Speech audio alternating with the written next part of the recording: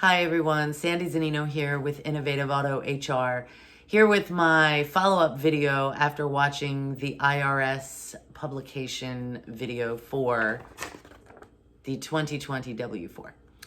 So the first thing that is abundantly clear is that this form is so very, very different from what all of us are used to.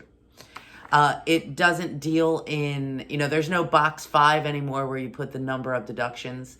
And after helping employees fill out this form for many years, I've discovered that there are really kind of like 3 schools of thought. The people who always put a 0 in that box because they want the maximum deducted for their federal withholding. And the people who go the other way and claim as many deductions as possible based on their filing status. And then the people who go middle of the road, right? So it's kind of clear as mud about how to really fill out this form.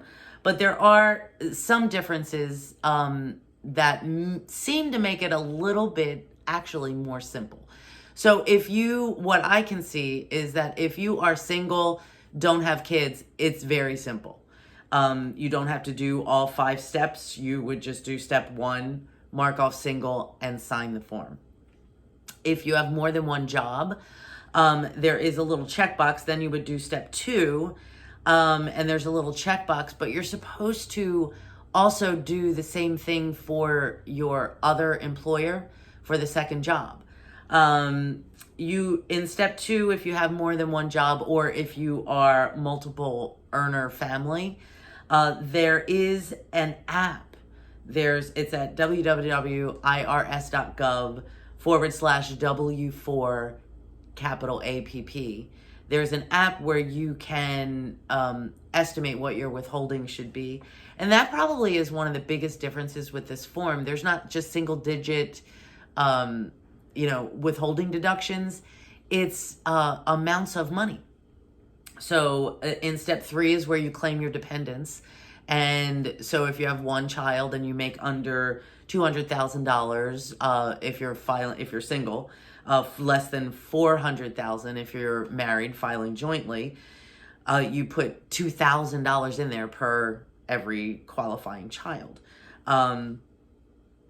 It's pretty interesting. And there's one interesting change is that, you remember on the old form where there was a little exempt box, you're exempt from paying taxes, like a kid would do that. My daughter does that.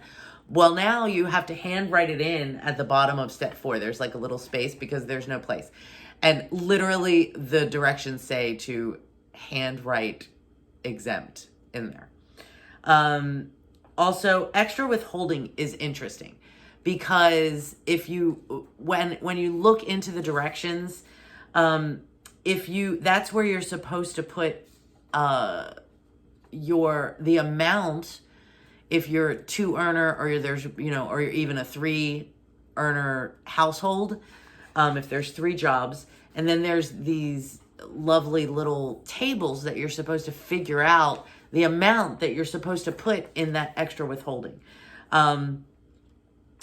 And it's for each pay period. So you have to figure out what your pay period is, what the income is, and then put that in there.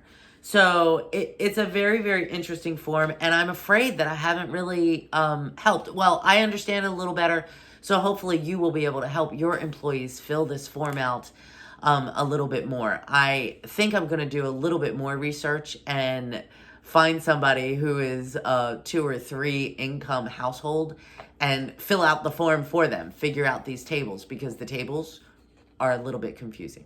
So I think I mentioned that it's not mandatory. Employees do not have to fill out this form. The other thing that I am going to do, and I would urge you to do if you reach out to your payroll company, I'm going to reach out to the payroll people that I know and my wonderful accountant friends. So I wish you happy W4ing and happy holidays.